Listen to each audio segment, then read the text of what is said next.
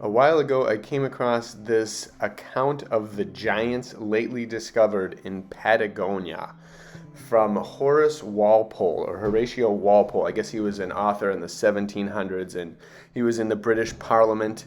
And above else, he was an antiquarian and more. So you can take that with a grain of salt. We know that a lot of misinformation comes from the powers that be, and so it could be that, or it could be something real. And it kind of sounds like it's something real in an account of giants that they discovered and that were discovered and people had been talking about, and then kind of seems like maybe he went to the government and tried to figure out how to eliminate that. Because I do have a feeling at one point the smaller humans decided to hunt down the giants and end them. Because there are so many buildings on this planet that seem like they can only be built by giants. Stones that are huge, which no horse or buggy or old school machine is that we know of is capable of carrying and cutting and putting together. And so this says it is a satire on John Byron's account of a voyage around the world. So we'll keep that in mind. However, again, they could write that at different times. It seems kind of weird to write a satire about this particular topic. Were people making fun of that? Is it a joke at the time? I don't know. It's very easy for them now to write that sentence and have everything be kind of put out and just extinguished. So who knows? Take what you will from this. It's an interesting account. The history, who knows? But I feel like there's something here. And I wouldn't be surprised if Patagonia was an area where they once were.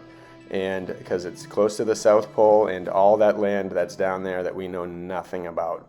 So take what you will. I'm going to read this whole thing because it's short and the text is big. So here we go. An account of the giants lately discovered. Dear Will, though people in the country are enough disposed to believe wonders, yet are they prudently apt to suspend giving credit to all that are sent from London, except of a political cast. You good folks still believe in an uninterrupted generation of patriots, and though so seldom come to years of maturity, you trust in them as fast as they are produced in St. Stephen's Chapel. For other monstrous births you are fonder of them, the farther they come.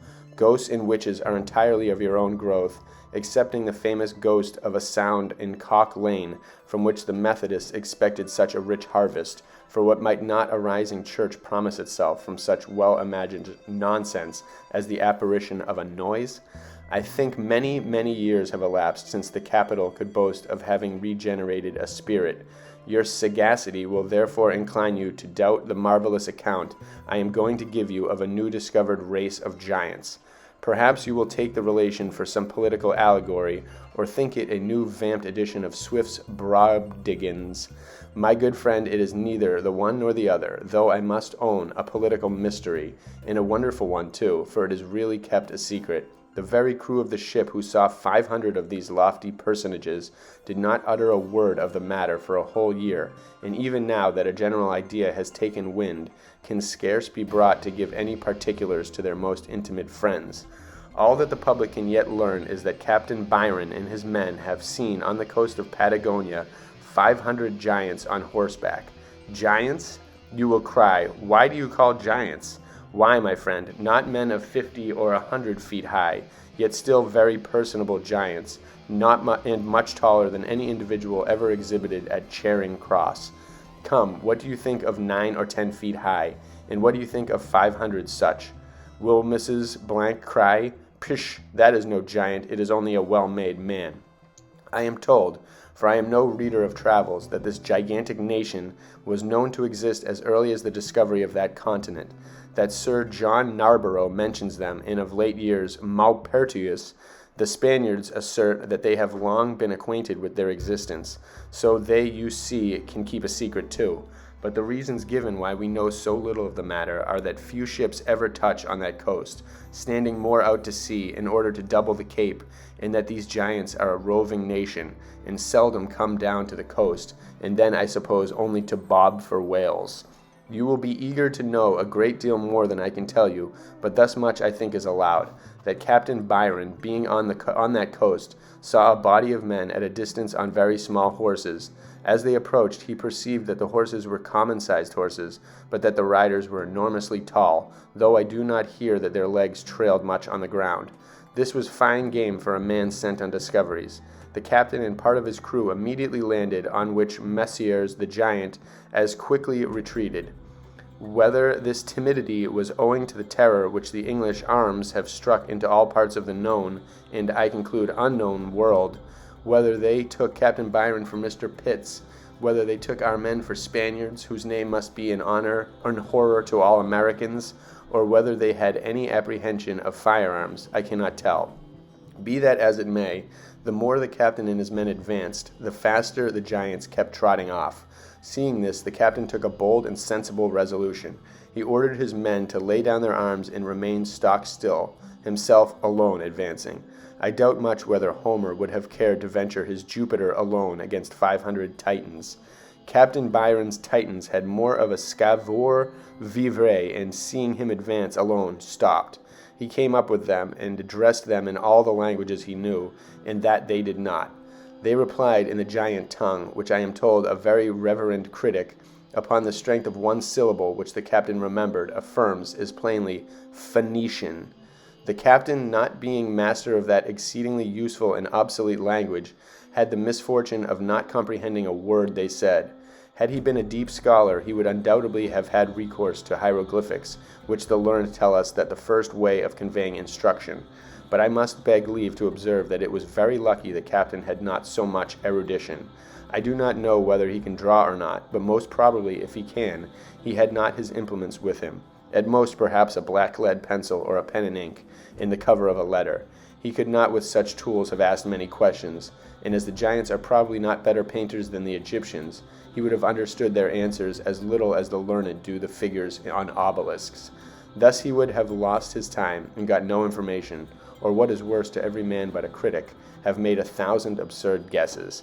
The captain having a great deal more sense, and the savages some, they naturally fell into the succedaneum to language science. Yet I do not hear that either side gained much information.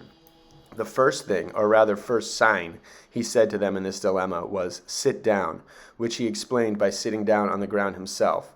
The poor good giants understood him, dismounted, and sat down too. It is said, but far be it from me to affirm it, that when the captain, who I am told is upward of 6 feet, rose again, the nearest giant to him, though sitting, was taller than he. An hour or two was spent in fruitlessly endeavoring to understand one another.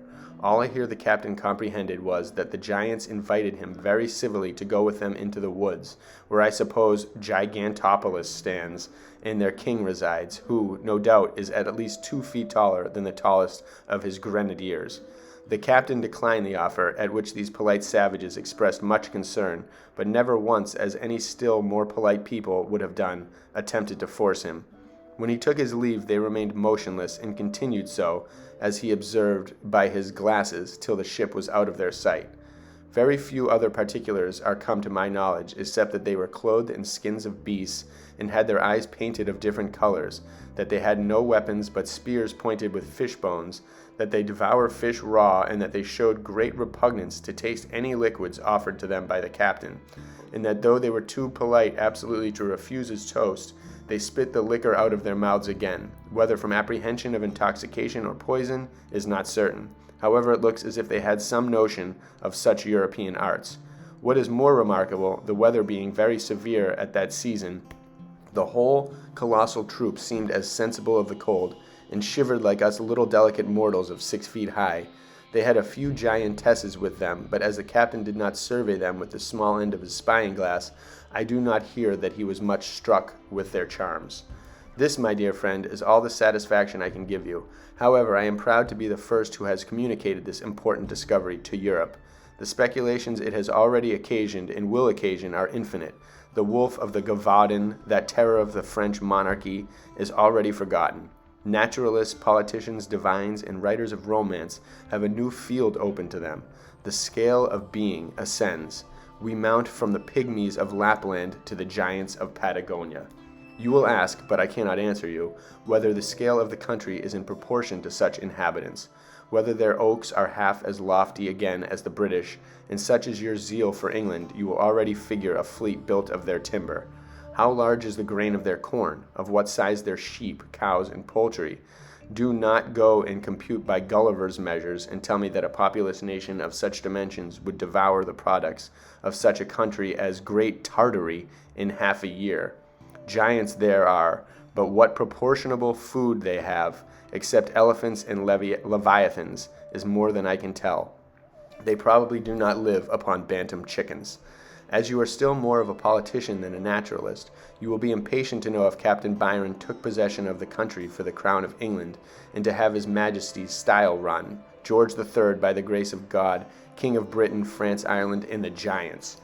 You will ask why some of their women were not brought away to mend our breed, which all good patriots assert has been dwindling for some hundreds of years, and whether there is any gold or diamonds in the country.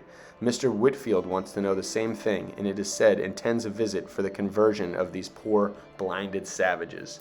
As soon as they are properly civilized, that is, enslaved, due care will undoubtedly be taken to specify in their charter that these giants shall be subject to the Parliament of Great Britain, and shall not wear a sheepskin that is not legally stamped.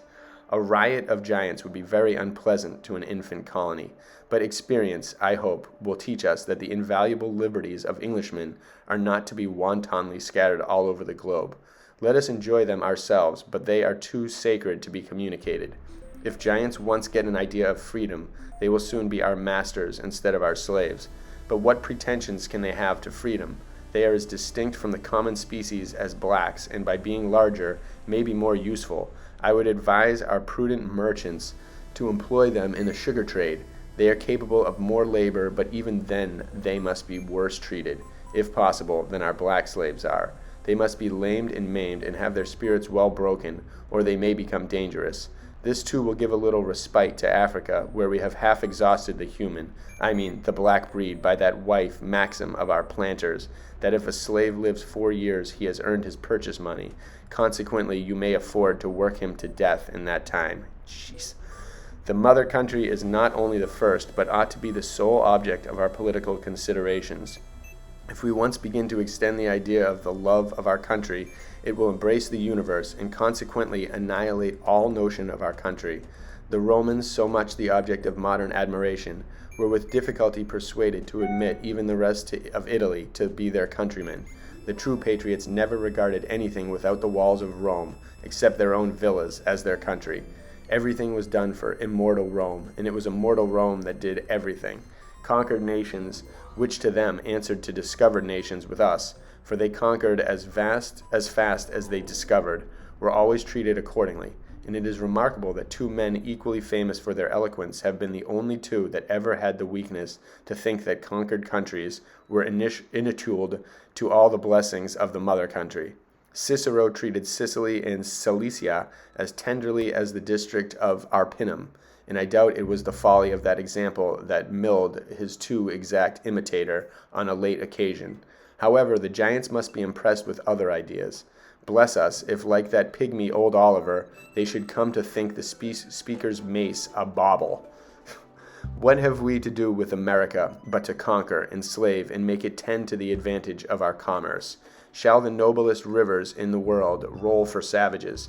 Shall mines teem with gold for the natives of the soil? And shall the world produce anything but for England, France, and Spain? It is enough that the overflowings of riches in those three countries are every 10 years wasted in Germany. Still, my political friend, I am not for occupying Patagonia as we did Virginia, Carolina, etc. Such might be the politics of Queen Elizabeth's days, but modern improvements are wiser. If the giants in question are masters of a rich and flourishing empire, I think they ought to be put under their majesties, a West Indian Company, the directors of which may retail out a small portion of their imperial revenues to the proprietors, under the name of a dividend. This is an excellent scheme of government, totally unknown to the ancients. I can but think how poor Livy of Tacitus would have hampered in giving an account of such an imperium in imperio. Cassimus alias Caunus, for they Latinized every proper name, instead of delivering it, as uncouthly pronounced by their soldiers and sailors, would have founded well enough. But dividends, discounts, India bonds, etc., were not made for the majesty of history. But I am wondering from my subject, though, while I am talking of the stocks and funds, I could chalk out a very pretty new South Sea scheme, apropos to the Patagonians. It would not ruin above half the nation, and would make the fortunes of such industrious gentlemen as, during the want of a war in Germany, cannot turn commissaries. Command is the object of every man's ambition, but by the impolitic ascent of ages and nations to hereditary monarchy, you must be begotten on a queen, or are forever excluded from wearing a diadem, except in a very few instances, as in Poland, where the throne is elective, in Corsica, where they will not acknowledge hereditary right, in the Republic of Genoa, in Russia, where a soldier's trull succeeded her husband, the Tsar, and where there are other ways of succeeding a husband, in Peru, where they are tired of exchanging their gold for tyrants, and in Paraguay, where the outcrafts of the earth and the inventors of the oath of obedience have thrown off all submission to their fair prince, and having mounted the throne will probably renounce the oath of chastity too. But it is to England that persons of the lowest birth are indebted for the invention and facility of wielding at least part of a scepter. Buy but an India bond, and you have a property in the kingdom of Bengal. Rise to be a director, and the Mogul has not more power of appointing and displacing nabobs. Indian sovereigns may now be born in Threadneedle Street. What the government means by pocketing a whole nation of giants is not to be conceived. It ought again to draw down the vengeance of their antagonists on the present ministers. I am sure they have done nothing worse. Who knows but at this instant they may be preparing to pour in 40 or 50,000 giants upon us. Their love of liberty, their tenderness of the Constitution, their lenity, mildness, and disinterestedness, their attention to the merchants, in short, all their virtues may be affected, and only calculated to lull us asleep until the fatal blow is struck. I own my apprehensions are gloomy, yet, thank God, we have a pretty tall opposition, who will not suffer us to be enslaved by anything higher than themselves. In the meantime, till we know something of the matter, it is to be hoped that all speculative authors who are so kind as to govern and reform the world through the channel of the newspapers will turn their thoughts to plans for settling this new acquired country. I call it new acquired because whoever finds a country, though nobody has lost it, is from that instant entitled to take a possession of it for himself or his sovereign. Europe has no other title to America except force and murder, which are rather the executive parts of government than a right. Though Spain pretends a knowledge of our giants, she has forfeited all pretensions to their allegiance by concealing the discovery, as is plain from the decision of the canon law, titled De Novis Regionibus non abscondensis. The first thought that will occur to every good Christian is that this race of giants ought to be exterminated and their country colonized. But I have already mentioned the great utility that may be drawn from them in the light of slaves. I have also said that a moderate importation might be tolerated for the sake of mending our breed, but I would by no means come into a project I have heard dropped and in which propagation would not be concerned.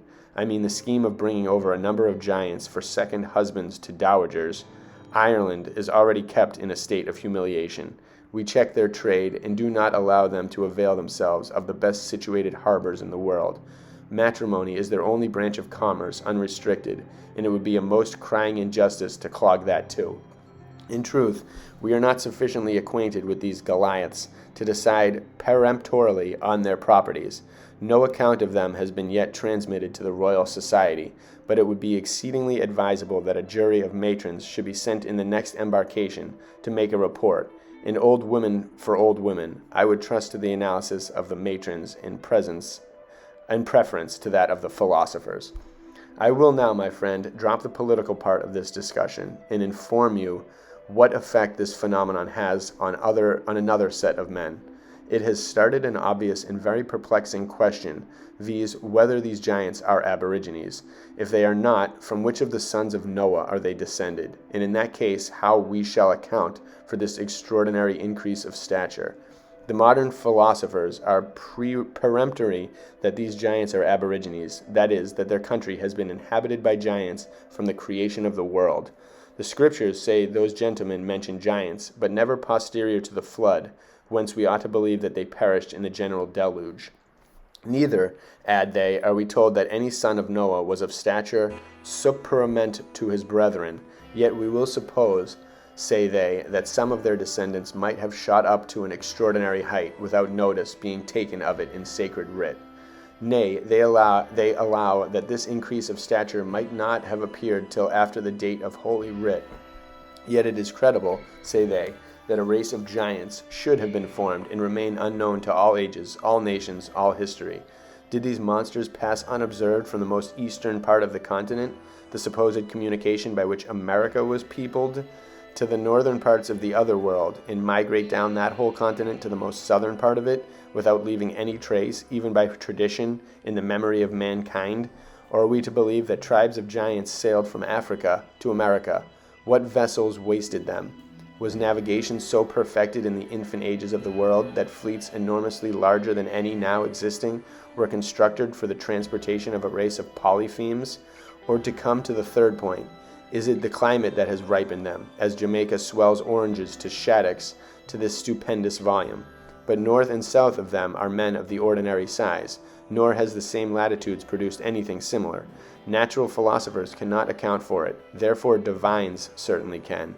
And when this people shall be better known, I do not doubt but the mystery will be cleared up. For as these giants have indubitably remained unmixed longer than any other people, we shall probably discover stronger traces of their Jewish origin. Their cult is in all likelihood less corrupted from that of the sons of Noah than is to be found elsewhere. Their language possibly the genuine Hebrew, not Phoenician.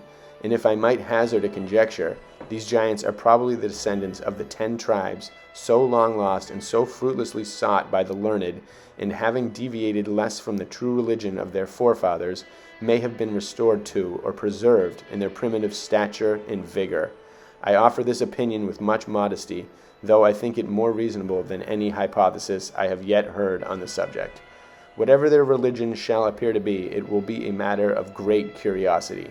We scarce know of any people except the Hottentots or the heroes who lived in the days of Fingal, among whom no traces of any religious notions or worship have been discovered.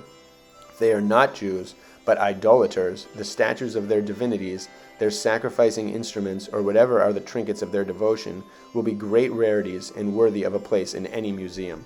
Their poetry will be another object of inquiry, and if their minds are at all in proportion to their bodies, must abound in the most lofty images in the true sublime. Oh, if we could come at an heroic poem penned by a giant, we should see other images than our puny writers of romance have conceived, and a little different from the cold tale of a late notable author, who did not know better what to do with his giant than to make him grow till he shook his own castle about his own ears. In short, my good friend, here is ample room for speculation, but I hope we shall go calmly and systematically to work, that we shall not exterminate these poor monsters till we are fully acquainted with their history, laws, opinions, police, etc., that we shall not convert them to Christianity only to cut their throats afterwards, that nobody will beg 1,000,000 of acres of giant land till we have determined what to do with the present occupiers, and that we shall not throw away 15 or 20,000 men in conquering their country, as we did at the Havana, only to restore it to the Spaniards. July 1st, 1766. Yours, S.T. So that's interesting. I'm not exactly sure. This is a document of mystery. To me, it does not really sound like a satire. It does not sound like someone just like putting random things out there to try and be funny. It seems like someone heard some things through the grapevine and from some other people that were a little too shocked to tell, or maybe didn't have the voice to tell, and then this guy decided to tell it. And it sounds kind of interesting. You know, is it from I-1766 or 1776 that we know of? They talk about America in a very interesting way, and they talk about Britain as just a place that just went around conquering, killing, doing whatever it could for the crown. And that definitely means rewriting history. And if they came across a race of giants, would we know about it today, or would they keep it a secret? Or would they have known about it maybe at a certain time and then later on gotten rid of all the documents, all the evidence, all the bones, all the writings, all in the Smithsonian, all somewhere truly safe where the rest of us gobbling up dumb history that makes no sense are just kept from it? So who knows? I mean, there are a lot of different signs of giants. These ones in our present time are mind-blowing, the ones that we can see in photographs.